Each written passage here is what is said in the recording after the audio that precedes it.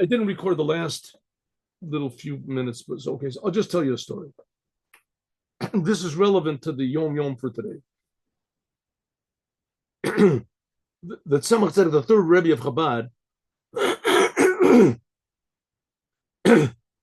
he became Rebbe, of course, after his grandfather, the first Rebbe, passed away.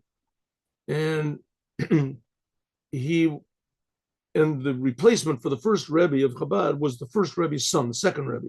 And after the second Rebbe passed away, so that Tzemach Tzedek, he became the Rebbe. Now, he was brought up by his grandfather. His mother gave her life in exchange for the first Rebbe of Chabad, which that is a story in itself, but she did. So she gave her life on the condition that her son, who was the Tzemach Tzedek, his name was Menachem Mendel, he would be brought up by the first Rebbe of Chabad. Here's the picture of the first Rebbe of Chabad, right? Alter, first Rebbe. He's the one that wrote the Tanya. He's the one that wrote this Likkutei Torah that we're learning in the morning.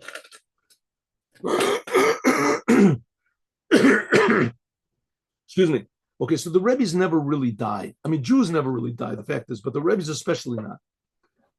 The soul is always there, but the Rebbe's, their whole life and being as holy, I don't understand this, but they never really die. So he used to see and speak to his grandfather and ask him questions. When he had a question in learning, whatever, so he would ask his grandfather, who had already departed this world, right, years earlier, he would ask him questions and he would answer. And so one day he was walking to prayer, the Tzemach Tzedek, the third Rebbe of Chabad. He was walking to prayer and he had to hurry up. He had to be with the congregation. They were waiting for him. And a Jew came up to him in the marketplace, a Jew that he knew. And he asked him for a loan. He said that he was just like, $1 short for buying a calf, but to buy some merchandise, and he just needed $1. Excuse me.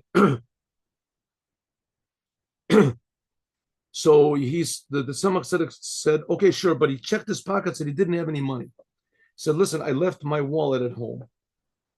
I'm in a hurry to go and pray. Let me go pray first, and then I'll look for you in the marketplace and I'll give you the money. Okay? And he said, okay, good. So he went to the prayers and he had a big question on his mind that usually he would ask his grandfather, right?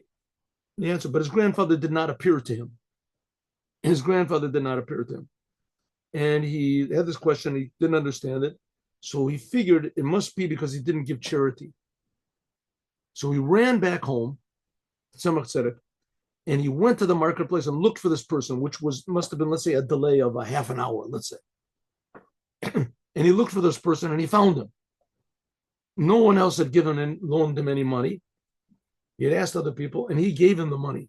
He gave him the money that he asked for this loan. And he went back to prayer, and his grandfather appeared to him.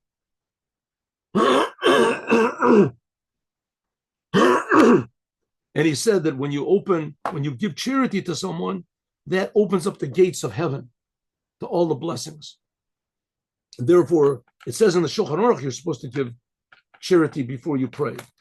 But if you don't have the charity, so it's not such a big deal, right? This is wrong. It is a big deal. You're supposed to give charity to the poor. There's no poor people around, put it in the charity box and give it to them later. But charity, tzedakah, opens up the gates of heaven. All right, now I'll do the Yom Yom.